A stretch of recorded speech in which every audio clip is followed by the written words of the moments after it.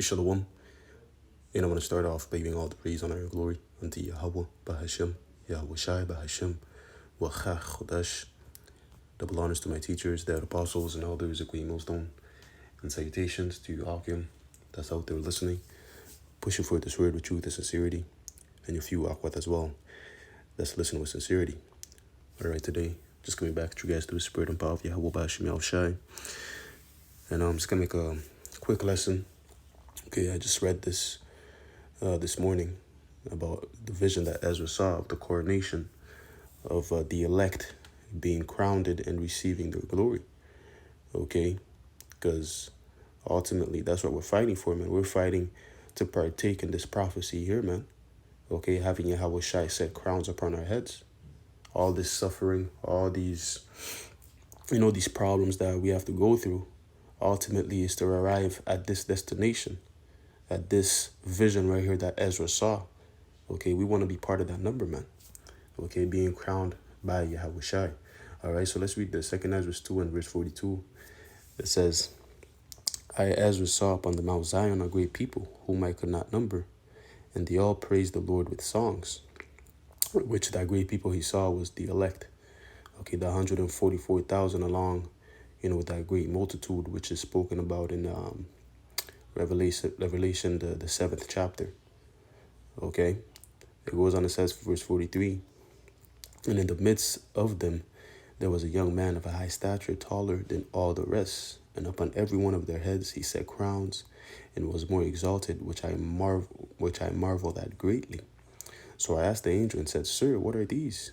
He answered and said unto me, These be they that have put off the mortal clothing, and put on the immortal, and have confessed the name of Yahweh Ba'ashem Yahweh Shai, and now are they crowns and receive palms in their hands. Yeah, so when Ezra saw that coronation, it was like, who are these people? How come they're receiving crowns and all that? Who are they? And the angel answered, what? These are they that have put off the mortal clothing. In other words, the elect. Because we know once, the Yahweh Shai comes back and the destruction is happening simultaneously, we know that he's going to beam up his elect. Okay, and as we're being beamed up, we're going to be changed into new bodies. Okay, those incorruptible bodies. All right, let's get that real quick in 1 Corinthians 15 and verse 51. It says, Behold, I show you a mystery. We shall not all sleep, but we shall all be changed. In a moment, in the twinkling of an eye, at the last trumpet. What's that last trumpet? When those nuclear missiles are sent flying off and the Lord is on the scene along with those chariots and sending lasers, okay, destroying people, right? That's the last trumpet, man. Okay, the finale of judgments when those missiles are flying and the Lord is here. Okay, which also is spoken about in Job, the 5th chapter, right? How that the 7th, does it say 7th trumpet? Matter of fact, let's get it real quick, because it does say, how the Lord is going to preserve us at the last, at the last trumpet or the last woe. Let me see here. What does it say? Job 5 and verse 19, it says, He shall deliver thee in 6 troubles, yea, in 7, there shall no evil touch thee. What's that 7th? It's the nuclear missiles. Okay, why is no evil going to touch us? Because what? We're going to be in those chariots, man. We're going to be changed, watching the destruction as it happens. Lord willing, we're of that number. Okay, so back to 1 Corinthians 15 and verse 52, it says, In a moment, in the twinkling of an eye, at the last trumpet, for the trumpet shall sound, and the dead shall be raised incorruptible, and we shall be changed. Yeah, we're going to shed off this flesh and be changed into new bodies, okay? Incorruptible bodies, man. Verse 53, for this corruptible must put on incorruption, and this mortal must put on immortality, man. Because this flesh is corrupted, okay? It is subject to sin, so therefore what? It dies, okay? That's the reason why we die, man. This flesh is subject to sin. You see, so we have to be changed. Okay, we have to be changed. It's necessary.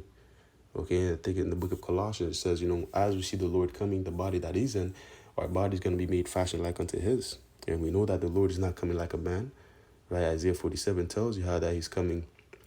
He's not going to meet Esau as a man, but as an angelic force. Okay, so us too, once we're delivered, Lord willing, once again we're at that number, we're gonna be changed to those bodies, to that of the angels, man. Those incorrupt, those celestial bodies. You see? In verse 54 it says, so when this corruptible shall have put on incorruption, and this mortal shall have put on immortality, then shall be brought to pass the same that is written, death is swallowed up in victory. O death, where is thy sting? Or grave, where is thy victory? The sting of death is sin, and the strength of sin is the law. So sin is no more going to have rule over us, because what? We're going to be changed. Okay, those new bodies are going to have the laws within them to where that we're going to keep them to a T. Hebrews 8:6 on down goes into that, man. Okay, how that the law is going to be written within our inward parts. So that way sin may not reign over us, so that death may not have victory over us once more. Okay? This is the last go around where we're going to suffer the penalty of dying, man. Where we're entering into immortality. Okay? Living forevermore, man. Which is something that's not fathomable right now in this current flesh. But once it happens, man, we'll understand it. We're like, oh, damn, yeah, that's what I was fighting for, man. See what I'm saying? So back to 2 Ezra 2 and verse 46, it says, then said I to the angel, what young person is it that crowneth them and giveth them palms in their hands? So he answered and said unto me, it is the Son of Yahweh, whom they have confessed in the world. Then began I greatly to command them that stood still stiffly for the name of the Lord. So Ezra said, asked was that tall young man. That tall young man was Yahweh Shai, man, whom the elect would be confessing in the world right now and standing stiffly no matter what, no matter the odds, okay? And proclaim those names, man, and be loyal unto the Lord, okay? Have the attitude of Caleb, right? Caleb being one of our forefathers, right? When you go into his name, it means dog. And we know a dog, one of their characteristics is that what they're loyal. So the elect's going to remain loyal to the Lord and stand stiffly for his name, man. Okay, so in order for you to partake in this coronation, you got to stand stiffly for the name, man, and not be ashamed of it, right? Like it says, if you deny the Lord, he's going to deny you in front of the Father, man. Okay, let's get that real quick. There we go, Matthew 10 and verse 33. You know what? Let's start at verse 32. Whomsoever therefore shall confess me before men, him will I confess also before my Father which is in heaven. See, that's why it's important to push the vibration of the names, to push the vibration of the Son, to glorify the Son.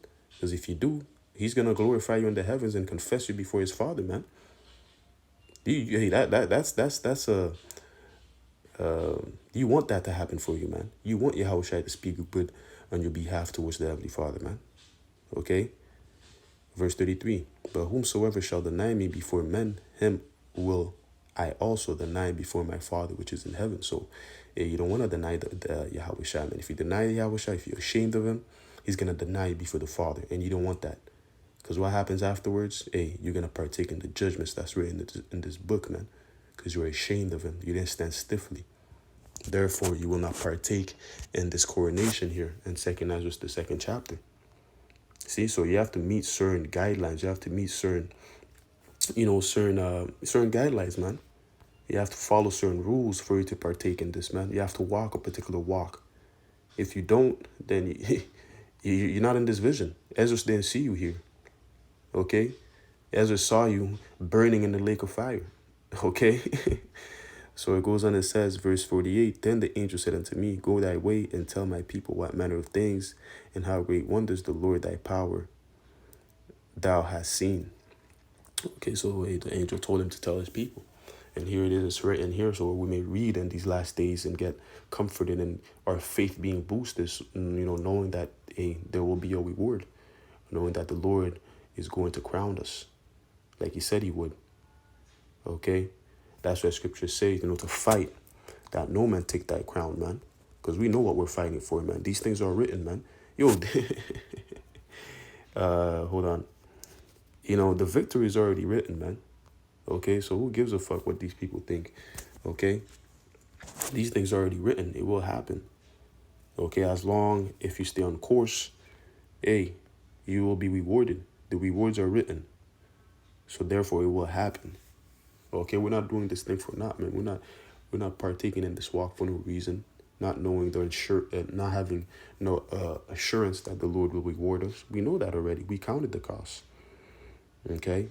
Revelation 3 and verse 11, behold, I come quickly.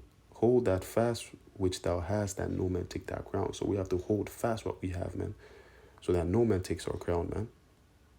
Okay? Man, I want to be in the... I hope that I'm in that vision that Ezra saw, man, being crowned by Yahweh Shai, man.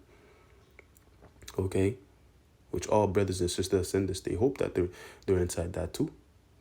Because, we don't know if we're the elect or not. That's why, we're, like it says in the book of Philippians, work out our own salvation with fear and trembling. That's why we're working our own salvation with fear and trembling, so that we be part of that number, man, knowing the type of wrath that the Lord is going to bring. We don't want to be on that side of wrath. We want to be on the side of being delivered and being crowned. Okay? So with that, man, I'm going to close it off there by giving all the praise, honor, and glory unto Yahweh, Bahashim, Yahweh Shai, Bahashim, Wachachodesh. Lord willing, this lesson was edifying. Until next time, I'm going to say Shalom.